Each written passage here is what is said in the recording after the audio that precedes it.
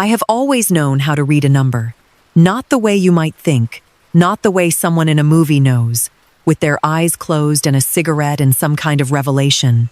I mean the quiet way. The way that comes from 30 years of looking at columns that were supposed to balance and finding the place where they didn't. I was not a CPA. I was not an accountant with a corner office. I was the woman at the construction company who made sure the numbers did what the partners needed them to do. And when they didn't, I found out why. 30 years. I retired at 62 because Walter asked me to, and because I wanted to, and because the work had gone as far as it could go. 2 years ago, Walter died. A stroke on a Wednesday afternoon in July, quick and complete. 41 years of marriage, and at the end, I had about 40 minutes of warning, and none of it useful. After Walter, I kept going. This is not a story about falling apart. I cooked my own meals, and paid my own bills, and kept up the garden that Walter and I had planted together for the last 12 summers of our marriage. I drove myself to my twice-yearly doctor's appointments. I balanced my own accounts on the first of every month, the way I had always done. I was not confused. I was not fragile. I was not lonely in the way that needs to be rescued. I was lonely in the ordinary way that happens when the one person who knew every version of you is gone, and no one else has the full picture anymore. Beverly called me every Sunday. She is my younger sister. She is 63 years old. We grew up in a house in Jackson, Tennessee, where our parents worried about Beverly and expected everything from me. I have understood this for decades. I have not spent much time being angry about it. That is just how some families organize themselves. Beverly was the one who needed watching. I was the one who could handle things. What I did not understand, what I am still, honestly, trying to understand, is when taking care of Beverly became something that could be turned against me. Let me start from the beginning. My house is on the east side of Cookeville, Tennessee.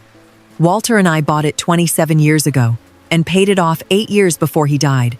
3 bedrooms, a kitchen with a window over the sink that looks out on the garden, a back porch that got a new floor the spring before Walter's stroke. We did it ourselves, which took 4 weekends and ended with us both sore and satisfied in the way you get when you've made something with your hands. In the small bedroom at the end of the hall, there is a desk. It was Walter's. Though he didn't use it much, he was not a desk person. He was a man who worked with his hands and kept his paperwork in his head. He left a navy blue technical manual on the desk the week before he died. I don't know what it was for. I have never opened it. I haven't put it away either. I sit at that desk to work, and the manual is there, and that's how things are. I mention the desk because I did most of what I'm about to tell you sitting at it. Beverly started calling more often after Walter passed. At first it was twice a week, Sunday evenings as always, then also Thursday mornings. I was glad for it. Beverly and I had not been particularly close in the years of our marriages, the way adults drift into their own households and their own rhythms. The more frequent calls felt like coming back towards something I hadn't realized I'd missed. Her husband, Paul, is 65. He has been various things over the years: a manager at a trucking depot, a salesman for a medical supply company, and for the last 6 years, the owner of a restaurant in the west end of Cookeville. A southern place, the kind with meat in 3 and sweet tea, the kind that does fine when it does fine and struggles when anything at all goes wrong. I had eaten there twice. The food was decent. Paul was proud of it, the way men get proud of things they've built with their names on the front. Paul and I had always been cordial without being close. He called me June. I called him Paul. We agreed on nothing, except that Beverly's black walnut pound cake was the best thing either of us had ever eaten. And when Christmas came around, we were both relieved to eat it together without having to discuss much else. What I noticed, starting about 4 months after Walter died, was that when Beverly called, Paul was sometimes in the background, not talking, just present. Once or twice he got on and said hello. Once he mentioned, in the easy way of someone noting the weather, that the restaurant had been having a slow stretch. I noted that. I have a habit, from 30 years of accounting, of noting things I don't yet understand. I don't make them into anything. I just write them down, in a small shorthand I've kept since my first year at the construction company. In the column I have labeled B and P, which is Beverly and Paul, These entries started to accumulate. March. Paul mentions slow stretch. April. Beverly asks offhand if I ever thought about moving somewhere smaller. May. Paul asks if Walter's pension is taken care of. May, same call. Beverly says she and Paul are looking at some options. I did not raise any of these. I filed them the way you file a discrepancy that you can't quite source yet. You leave it where you can see it until the column tells you what it means. In June, Beverly called on a Thursday and asked if she and Paul could come for dinner on Saturday. I said of course, and I made pot roast, and I set the table in the dining room, and we had a very pleasant evening until after the dishes were cleared, and Paul poured himself a third cup of coffee and said, "June, I want to talk to you about something that might be good for both of us." I want to be fair about what Paul said, because I think fairness matters more than making him into something he maybe wasn't. He explained that the restaurant had been struggling for about 18 months.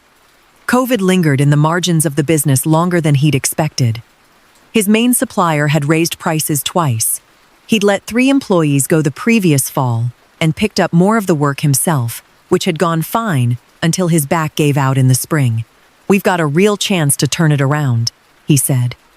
He was using the voice men use when they've practiced what they're going to say and are trying not to sound like they've practiced it. But to do that, I need to get some debt restructured and get a little working capital behind the operation. He said he'd looked at what was available, and the best option he could find was a secured business loan.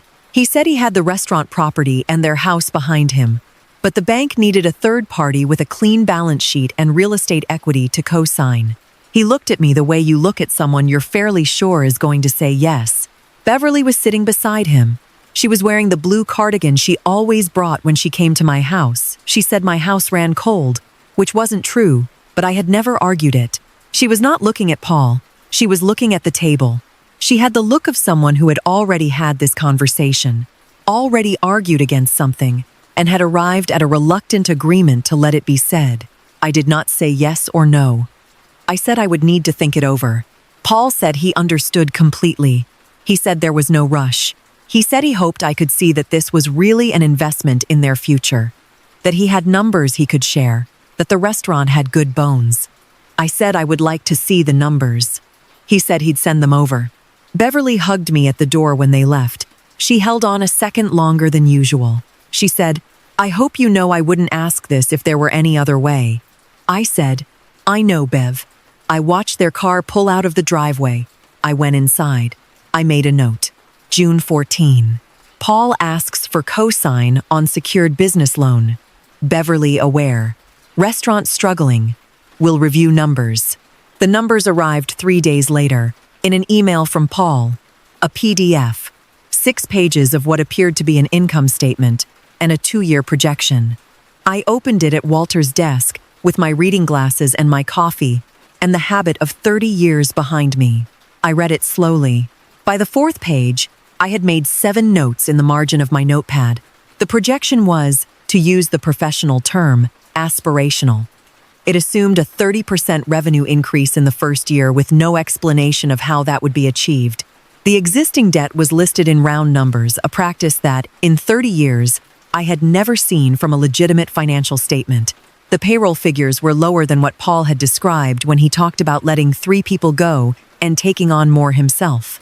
But the largest problem was not in the document. The largest problem was what the document did not mention. Paul had referenced the restaurant property as part of the collateral. Properties have public records. I have known how to access them since 1994, when I spent 3 weeks untangling a real estate transaction for the construction company that someone had tried to bury in a subsidiary filing. I went to the county assessor's website. The restaurant property had been the subject of a foreclosure filing 4 months ago. I sat with that for a minute. Then I looked at Paul and Beverly's home address. Their property had a lien on it, also filed within the last 6 months. I put down my pen. I picked up my coffee. I looked at the technical manual on the corner of the desk. There was not, at that moment, a restaurant business to invest in. There was a building the bank was in the process of taking, and Paul had sent me a projection for a business that, as far as the public record could tell me, he no longer owned. I want to tell you that I called Beverly immediately. I want to tell you that I picked up the phone that night while I was still sitting at the desk and said, Beverly, I found the foreclosure filing. What is happening? I didn't. I sat at the desk until it was dark outside and the garden was just a shape beyond the window. I thought about Beverly's face at the dinner table, looking down while Paul talked. I thought about the way she'd held on a second longer at the door. I thought about something I had always known about Beverly and had spent many decades politely not examining. Beverly, since childhood, had a particular talent for arriving at conclusions without having to go through the parts in between that were uncomfortable. Our parents had allowed this, had even encouraged it, in the way parents who love a child's ease sometimes enable it. Beverly was not stupid. She was practiced at not knowing. The question I sat with was, how much did Beverly know? I did not call her. I made an appointment with my bank for the following Tuesday. Carl Whitfield has managed my account at First Commerce for nearly 12 years. He is 58 years old, gives his wife a card on their anniversary that he picks out himself, and has never once rushed a conversation with me. He is one of those professionals who seems to understand that his job is not to perform helpfulness, but to actually be helpful, which is a distinction that matters more the older you get.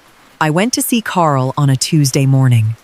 I told him I was considering co-signing a loan for a family member's business, and I wanted to understand what that would mean for my own financial position. This was true. I was not yet ready to say the rest of it. Carl pulled up some general information about co-signing. He walked me through the liability implications. He was, as always, measured and clear. Then he said, Mrs. Harrington, I want to make sure I'm giving you the right information. Is this related to the inquiry we had a few weeks back from a Mr. Oakes about the terms on a potential secured loan? He mentioned your name as a potential co-signer. I assumed the two of you had already discussed it. I looked at Carl. I said, when was this? He said, about 3 weeks ago. The 23rd, I think. Beverly had first mentioned the opportunity to me on June 14th. Paul had come to the bank on the 23rd. The dinner where he'd asked me directly had been June 14th, and I had said I'd think it over. He had gone to the bank 9 days later, while I was still thinking it over to begin the process. He had not waited for my yes. He had assumed my yes. Carl was watching me. Carl is perceptive in the way that people who handle other people's money learn to be perceptive. He said carefully, I want to be sure you've had a chance to look into the full picture, Mrs. Harrington. I told him I was working on that. I drove home. I called Helen Stokes, who has been my CPA for 18 years, and I told her everything. She listened without interrupting, which is one of the things I have always valued about Helen. When I was done, she asked me 2 questions. Then she said, June, what Paul did approaching the bank before you agreed, that's not a gray area. That is misrepresentation.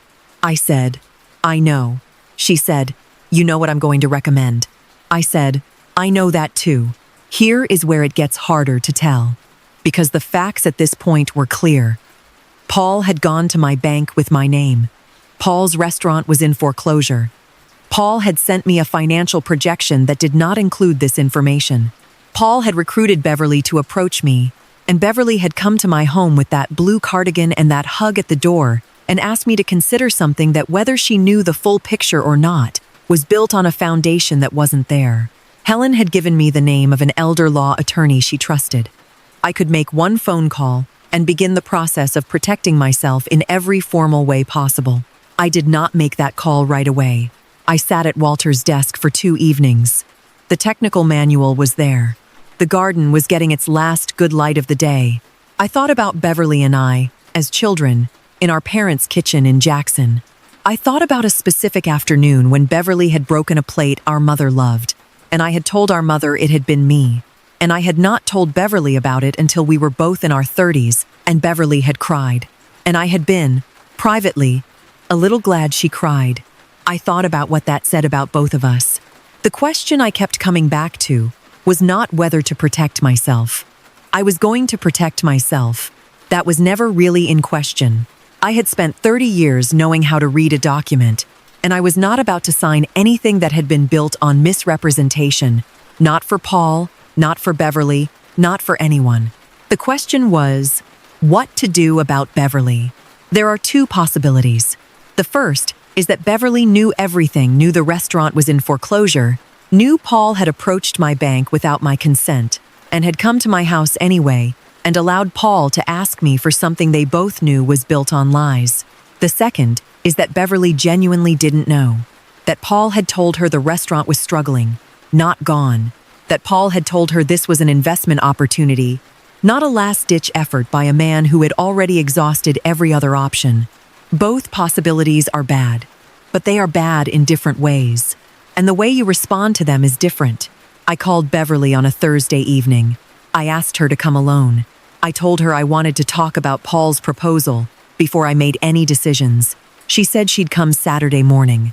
She arrived at 9, the blue cardigan, a container of her black walnut pound cake, which she handed me at the door. I had coffee ready. I had not prepared a folder. I had not planned to lay documents on the table. I had decided on the drive back from Helen's office that the version of this conversation I needed was not the version where I produced evidence like a prosecutor. Beverly was not a prosecutor's problem. Beverly was my sister. We sat at the kitchen table. I poured coffee. I asked about her drive. She asked about the garden. She cut 2 slices of the pound cake and put one in front of me. I said, "Beverly, I need to ask you something, and I need you to tell me the truth.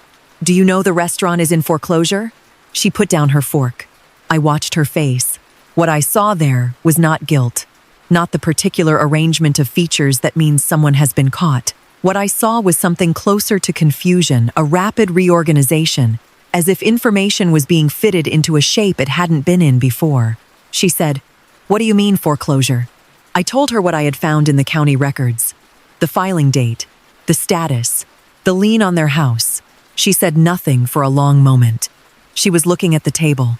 Then she said, very quietly, "He told me we were behind. He didn't tell me it had gone that far." I said, "Beverly."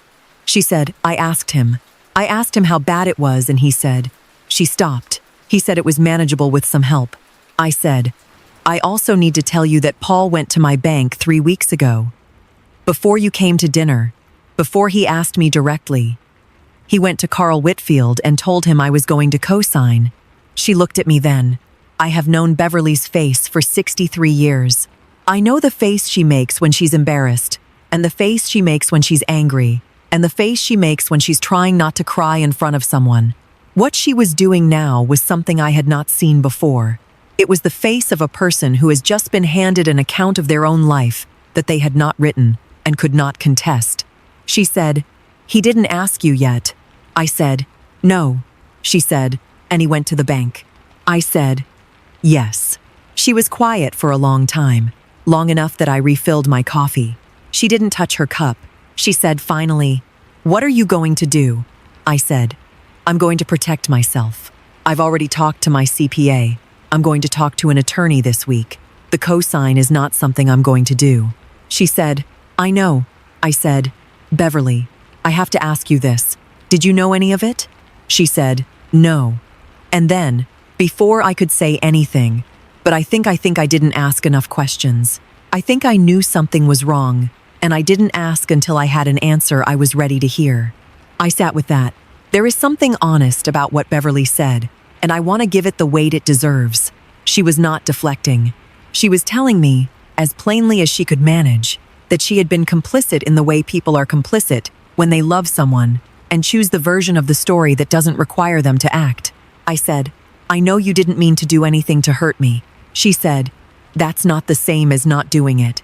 It was the most honest thing Beverly had ever said to me in 63 years. I noted that. We sat for a while without speaking. The garden was outside. A neighbor's dog was somewhere in the distance. Beverly ate her pound cake, eventually, without seeming to taste it. I told her there was an attorney I wanted her to meet, one who specialized in marital finances and could help her understand her own position separate from Paul's. I told her I was not telling her to leave Paul. I was not telling her anything about her marriage, but I wanted her to know her own legal standing, independent of what Paul had told her. She said, "You'd do that for me?" I said, "I am doing it for you." She cried then, briefly, in the way Beverly cries quickly, like she's embarrassed by it, and then it's over, and she looks at the table. She left at 11:30. At the door, she started to say something and didn't. I watched her car go down the street. She was still wearing the blue cardigan. I made the appointment with the elder law attorney that week. I got my own affairs in order, the way I should have done 2 years ago, and hadn't because there had always been something else to do. I had a will, but it needed updating. I set up a revocable trust. I put every document in a fireproof box in the closet and gave a copy to Helen. None of this was dramatic. It was a Tuesday afternoon and a Thursday morning and some paperwork. It is the kind of thing that feels significant in retrospect and feels like errands while you're doing it. Paul and Beverly had a series of conversations that Beverly described to me in 3 Sunday calls over the following month. Paul's version of events, when confronted, was that he had been trying to protect Beverly from worry, that going to the bank early was just due diligence, that he had been confident June would say yes because she had always been generous and reasonable, and why would this be any different? Beverly told me this with a flatness in her voice I had not heard before. Not anger. Something more tired than anger. They went to a financial counselor, a mediator. They refinanced what could be refinanced and surrendered what couldn't. Paul got a job managing a food service supplier's distribution accounts. He knew the industry, and there were options for him that had nothing to do with owning a building with his name on it. Whether he understood what he had nearly done to me, whether it sits with him in the way things should sit with you when you have done something you should not have done, I don't know. We do not speak. Beverly does not bring him up when she calls me, and I do not ask. Beverly and I talk every Sunday. This is still true. What is different is that we talk more carefully than we used to. There is something between us now that was not there before, not distance exactly, more like an awareness of distance. The knowledge that there is space between what we say and what we know, and that crossing that space requires something we are both still learning to do. She came for Thanksgiving. She baked the pound cake. We sat in the kitchen for a long time after dinner while the light changed, and neither of us said very much. At one point, she said out of nowhere, "I'm sorry, June." I said, "I know." She said, "That's not enough." I said, "No, but it's where we are." I have spent time thinking about what I should have done differently. There are people who will tell you I should have reported Paul. Tennessee has elder financial abuse statutes, and what Paul attempted using my name with my bank without my consent sits close enough to fraud that a conversation with the authorities would not have been unreasonable. I chose not to have that conversation. I chose to protect myself, protect Beverly's knowledge of her own situation, and let the rest work itself out through natural consequence. I am not certain that was right. I tell you that plainly because I think honesty about uncertainty is more valuable than confidence about a decision you can't unwind. What I am certain about is this: the document I was never shown, the loan agreement I was never asked to sign in any formal way. Paul knew it would not survive my scrutiny.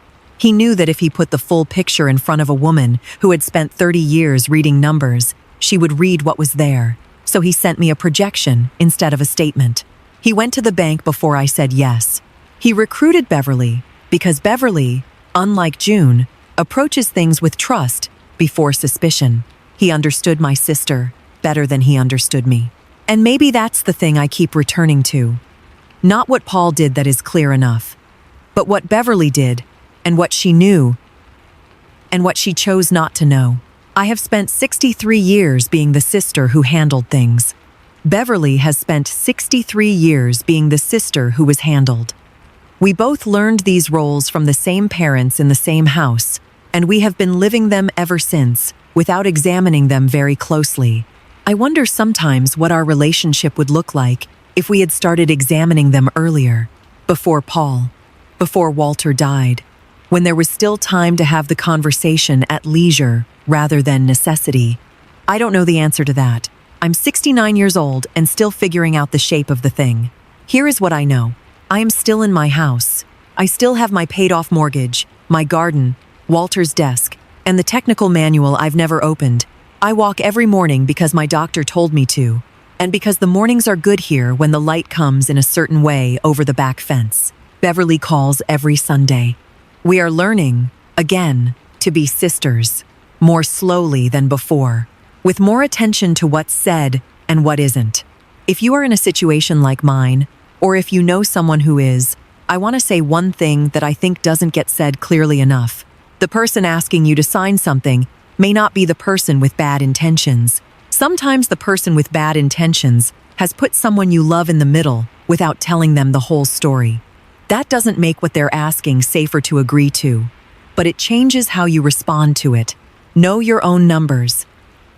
Have your own people, your own CPA, your own attorney. Someone who represents you and not the person asking. And when something doesn't add up in the way that things don't add up, when someone is hoping you won't look too closely, look closely. I have always known how to read a number. What I am still learning is how to read a person, especially one I have known for 63 years.